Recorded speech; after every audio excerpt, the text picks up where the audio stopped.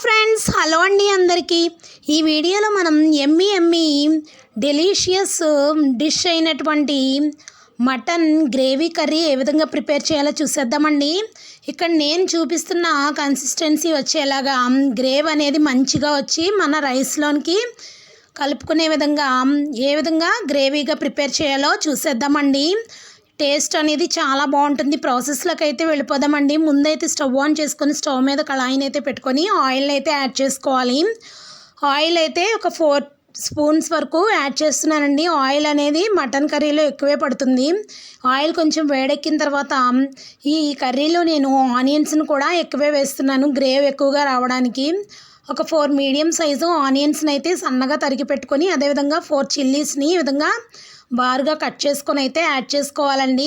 ఇప్పుడు ఇదే ఆనియన్స్లో మనం రుచికి సరిపడినంత సాల్ట్ని అయితే యాడ్ చేసుకోవాలి. 2-3 స్పూన్స్ వరకు సాల్ట్ని అయితే యాడ్ చేస్తున్నాను. ఈ ఆనియన్స్ అనేవి మంచిగా మగ్గడానికి మనం సాల్ట్ అయితే యాడ్ చేసేసుకోవాలండి. ఇక్కడ 1 స్పూన్ పసుపుని అయితే యాడ్ చేసుకోవాలి.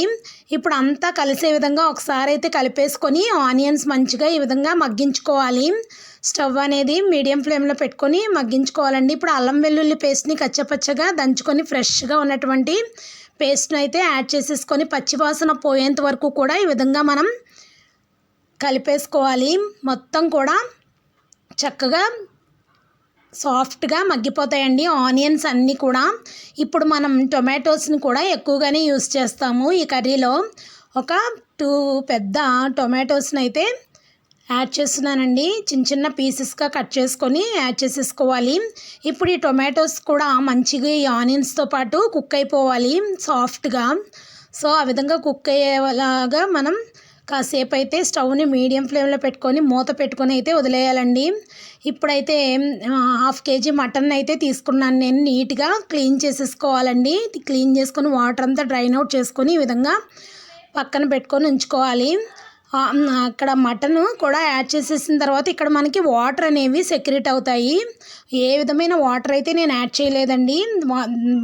మటన్లోనే వాటర్ అనేది మనకి వస్తుంది. ఆ వాటర్తోని మటన్ అంతా కూడా చక్కగా సాఫ్ట్గా కుక్ అయిపోతుంది. ఇక్కడ ఒక 15 మినిట్స్ వరకు అయితే నేను మటన్ని కుక్ చేసుకున్నాను. అంటే నేను స్టవ్ని సిమ్లో పెట్టుకొని కుక్ చేసుకున్నానండి. అప్పుడు పీస్ అనేది మెత్తగా కుక్ అయిపోతుంది. ఇప్పుడు రుచికి సరిపడినంత కారాన్ని అయితే యాడ్ చేసుకోవాలి. 2 స్పూన్స్ వరకు కారాన్ని అయితే యాడ్ చేశానండి. నాన్ వెజ్ కర్రీస్లో కారం మనకి ఎక్కువగానే పడుతుంది. మనం కారం ఎక్కువగా తింటే కనుక కొంచెం ఎక్కువే యాడ్ చేసుకోవాలి. ఇక్కడ ఇదే స్టేజ్లో మనం సాల్ట్ని కూడా చెక్ చేసుకొని సాల్ట్ని కూడా ముక్కలకి పట్టే విధంగా కొంచెం అయితే యాడ్ చేసుకోవాలండి. ఈ సాల్ట్ కారం అంతా కూడా ముక్కలకి పట్టే విధంగా ఒకసారి అయితే ఈ విధంగా కలిపేసుకొని మళ్ళీ మూత పెట్టుకొని ఒక 5 మినిట్స్ అలాగా మనం మటన్ మొత్తాన్ని కూడా కుక్ అవ్వనివ్వాలి. ఆల్రెడీ మనకి కారం వేయకముందే మటన్ అంతా మనం 15 మినిట్స్ వరకు కుక్ చేసుకున్నాం కదండి. పీసెస్ అన్నీ కూడా సాఫ్ట్గా కుక్ అయిపోయినాయి. ఇప్పుడు కారం పట్టే విధంగా మరొక 5 మినిట్స్ అయితే కుక్ చేసుకోవాలి. ఇక్కడ ఆల్రెడీ నేను ఆనియన్స్ ఎక్కువ వేసుకున్నాను కాబట్టి నాకు గ్రేవీ అనేది మంచిగా వచ్చేస్తుందండి. ఏ విధమైన వాటర్ యాడ్ చేయకుండానే గ్రేవీ కన్సిస్టెన్సీ అనేది కర్రీకి వచ్చేసింది. ఇప్పుడైతే నేను ఒక చిన్న గ్లాస్తో వాటర్ని అయితే యాడ్ చేసుకోవాలండి. మూత తీసి చూస్తే కర్రీ ఈ విధంగా అయితే కొంచెం మగ్గిన తర్వాత ఇప్పుడు వాటర్ని యాడ్ చేసుకోవాలి. వాటర్ని యాడ్ చేసుకున్న తర్వాత మరి ఒకసారి కలిపేసుకోవాలి. కలిపేసుకొని మళ్ళీ ఒక 10 మినిట్స్ అయితే కుక్ అవ్వనివ్వాలి. మటన్ ఎంత కుక్ అయితే కర్రీ అనేది టేస్ట్ అంత బాగుంటుందండి మనకి. ఇక్కడ ఈ లోపైతే నేను మసాలాకి రెడీ చేసుకుంటున్నాను. ఈ విధంగా అయితే రోట్లో అప్పటికప్పుడు దంచుకోవాలి. ధనియాలు, అదేవిధంగా దాల్చిన చెక్క, జీలకర్ర, 2 లవంగ మొగ్గలు, యాలకులు ఇవన్నీ కూడా యాడ్ చేసుకొని కొంచెం చిన్న పీసు జాజికాయని కూడా నేను యాడ్ చేశానండి. ఇవన్నీ కూడా యాడ్ చేసుకొని ఒక వెల్లుల్లి రబ్బను కూడా యాడ్ చేసుకొని మసాలా పౌడర్ అనేది ఈ విధంగా ప్రిపేర్ చేసుకొని ఇప్పుడు మనం యాడ్ చేసేసుకోవాలి. మసాలా కూడా పీసెస్కి పట్టే విధంగా ఒకసారి అయితే మొత్తం కలిపేసుకోవాలండి. మటన్ ఒక్కొక్కరు ఒక్కొక్క డిఫరెంట్ స్టైల్లో చేస్తూ ఉంటారు. ఈ విధంగా చేసినట్లయితే కర్రీ టేస్ట్ బాగుండడంతో పాటుగా మనకి గ్రేవీ అనేది వస్తుంది. మనకి ఆ గ్రేవీ అనేది ఉంటే రైస్లో కలుపుకోవడానికి చాలా బాగుంటుందండి. ఈ మసాలా కర్రీని ఒకసారి గ్రేవీ వచ్చేలాగా మనకి ఒకసారి అయితే ప్రిపేర్ చేసుకోండి ఫ్రెండ్స్. ఈ విధంగా మూత పెట్టుకొని ఈ కన్సిస్టెన్సీలో ఉన్నప్పుడు మనం స్టవ్ ఆఫ్ చేసేసుకోవచ్చండి. చూసారా అండి, కర్రీ మొత్తం కూడా చక్కగా గ్రేవ్ రావడంతో పాటుగా పీసెస్ అన్నీ కూడా మంచిగా కుక్ అయిపోయినాయి. ఈ స్టేజ్లో ఉన్నప్పుడు కొత్తిమీరని అయితే మనం సన్నగా తరిగి పెట్టుకొని జల్లుకొని దించేసుకోవడమేనండి. టేస్టీ మటన్ కర్రీ రెడీ అయిపోతుంది. నా దగ్గర కొత్తిమీర అవైలబుల్గా లేక నేను వేయలేదు.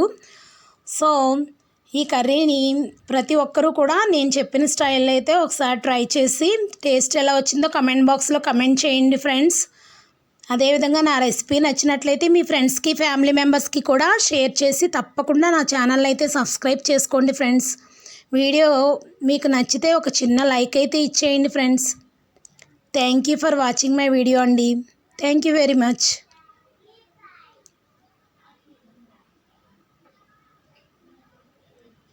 ఇప్పుడు ఈ కన్సిస్టెన్సీలో ఉన్నప్పుడు మనం రైస్లోకి సర్వ్ చేసేసుకోవచ్చండి. గ్రేవీ వచ్చింది కాబట్టి మనకి చపాతీస్లో కూడా కర్రీ అనేది చాలా బాగుంటుంది. చూసారండి, కర్రీ ఈ కన్సిస్టెన్సీలో ఉండంగా అయితే మనకి రెడీ అయిపోయినట్లే.